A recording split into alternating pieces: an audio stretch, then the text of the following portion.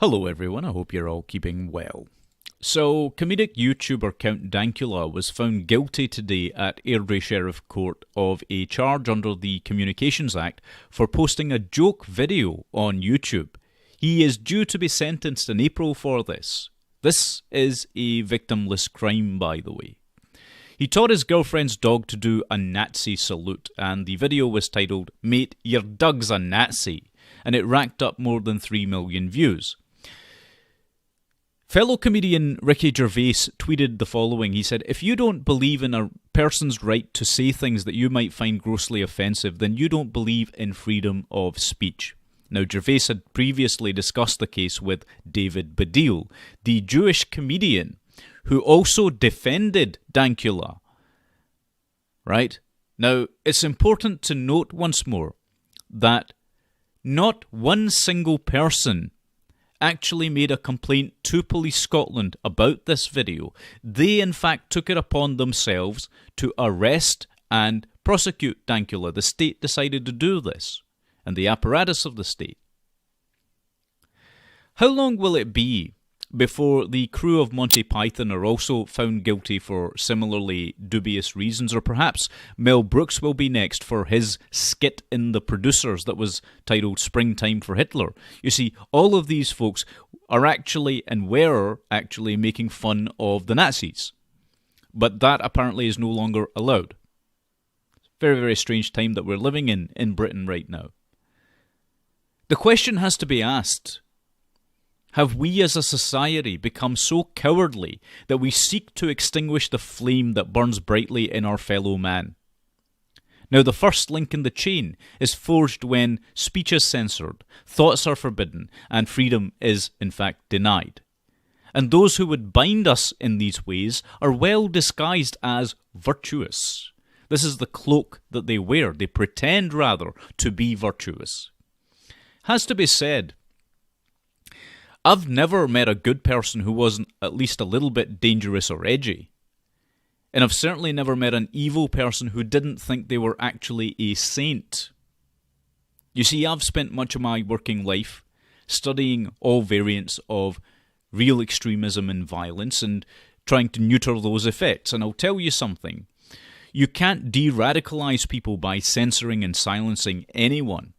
In fact, as I've discussed many, many times, it always produces the exact opposite result. Now, the radical left and governments are banning speech, jokes, ideas, and people now, wholesale. It's all driven by this totalitarian belief, this totalitarian ideology and agenda. Why, they're even propagating newspeak by changing the meaning of words. This is George Orwell's 1984. It's playing out now. So the question has to be asked, why prosecute Count Dankula? Did they legitimately think that he or his dog were actually going to run around gassing Jews? Of course not. It's a ridiculous assertion to even make. And I'll tell you another thing. Not too many people on this earth have ever actually looked into the face of pure evil. Okay? I have had to. And of those who truly want to kill en masse, people who really want to radicalize and who have a deep-seated hatred and violence in their hearts, I've found one thing in common in all of them.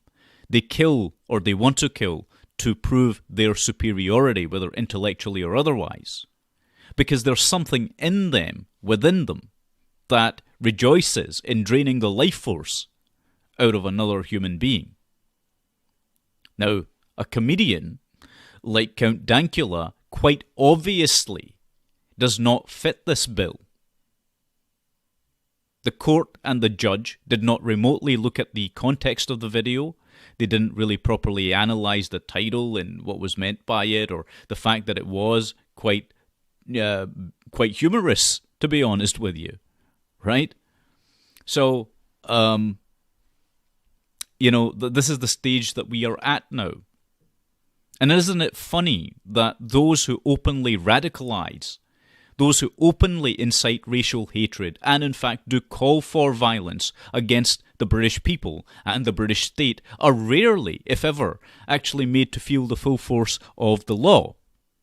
The police and the courts across the UK are diverting their resources to arrest and prosecute victimless so-called crimes, instead of dealing with the very real crimes of grooming gangs that operate with impunity or imprisoning returning jihadists, thousands of whom are roaming the streets of the UK after returning from fighting for ISIS in places like Syria and Iraq. And this hypocrisy is absolutely blatant. You know, you've got hate preachers that are preaching anti-Semitism out there openly, calling for the death of Jews. And those folks are not being imprisoned. They're not being harassed by the police or by others. Instead, we've got people like Count Dankula being arrested and prosecuted by these authoritarians, essentially. Now, for many years, I warned everyone that I could that imprisoning or persecuting people for merely expressing their thoughts would lead to escalation. Now, the state, the media, the corrupt political classes, and banking sectors are all contributing to the problem, if not being outright responsible for it. But very few understand this. Now, there will be those that cheer this most recent attack on freedom of speech. Those people have never understood that this will only lead to further polarization and radicalization. It's very easy to radicalize people if there aren't folks in society that are there as barriers who speak the truth. That's how they act as barriers. You don't run around censoring people. What you do is you let those folks push against this storm, if you will. But the UK right now is a powder keg. Advocates of free speech like myself are saying to the government and to the nation, take that powder out of your house before it blows up. But unfortunately, I fear in this case, it is a little bit too late. The boot of totalitarianism is stamping now on our faces. And if we do not push back against these gross injustices, I fear the problems will get considerably worse. Anyway, I want to thank you very much for watching. Take good care of yourselves and God bless every one of you.